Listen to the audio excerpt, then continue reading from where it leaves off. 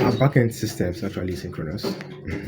So for a very long time, I've actually had it in my mind that backend systems aren't actually asynchronous, and that comes from the way the backend logics actually work because of the dependence and all of that. And the more I try to understand it, the more it just got very very confusing for me. And that brought about the question: Our backend system actually synchronous? So what could we so when we're talking about synchronous and asynchronous, synchronous means that tasks perform one at a time, and asynchronous it means that they are independent. You understand?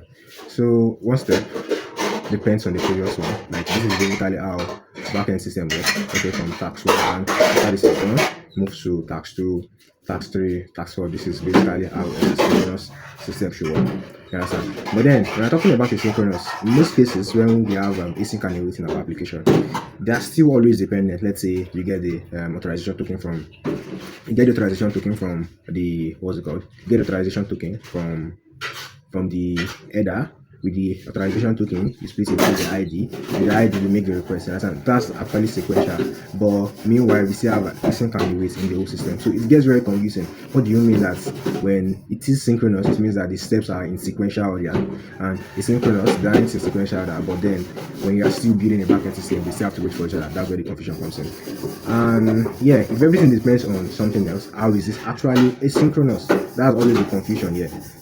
So let's look at it properly. So this is where the common confusion comes in.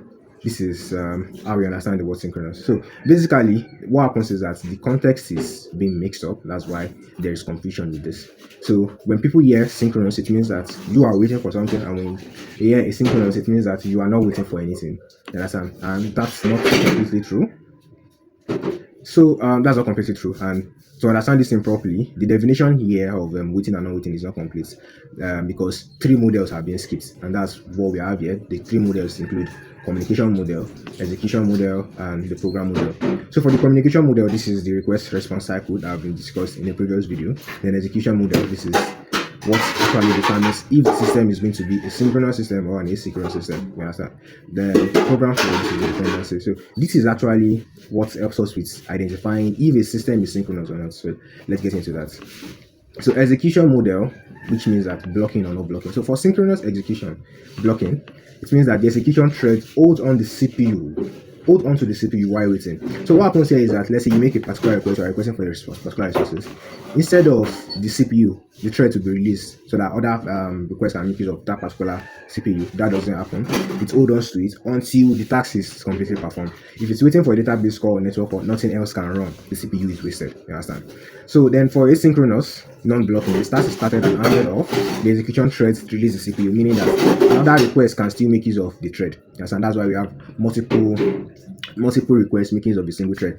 That way it makes our system faster. While waiting, the system can handle other requests. You understand? So asynchronous does not mean not waiting. What it means is that it is not blocking. It is not blocking other requests. This is the answer to the misconception that we have.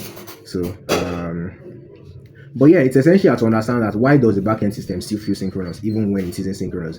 Most backend logic is naturally sequential because let's say you get the user information, let's say the ID, you use that to get the related information. And with the related information, you return the response back to the user. You understand? These guys, they depend on each other, and because of that, it makes a lot of sense to see it as sequential. But when you understand that, it isn't about waiting, it is about blocking what happens in the CPU level. You understand? So yeah, then each step depend on each other, but dependency in logic is not the same as blocking in execution. The idea is that the logic waits, but the system does not. And when the system does not wait, what happens is that we are not wasting time. And when we are not wasting time, the response is returned faster, and our system is faster generally.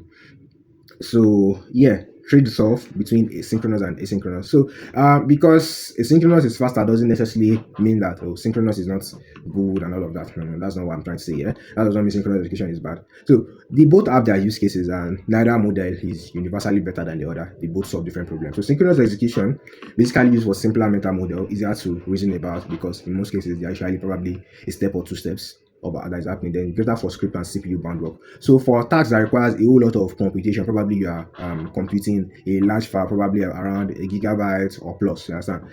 So using a synchronous execution model makes a lot of sense because the what's it called? what's actually happening takes a lot of time by itself. Then we're talking about asynchronous execution. Asynchronous execution is better with scalability, effective use of resources, ideal for input and output heavy system, slightly harder to reason about. But yeah, once again, neither model is universally better and they both solve different problems. So once again, when people say I haven't seen a synchronous backend system, what they're actually saying is that I'm looking at the program flow instead of the execution. So once again, summary, the logic waits, but the system does not. And what actually makes a system synchronous or asynchronous is not the waiting, but the blocking that happens during the execution cycle. So yeah, see you on the next one. It's Abdul-muizz. Bye.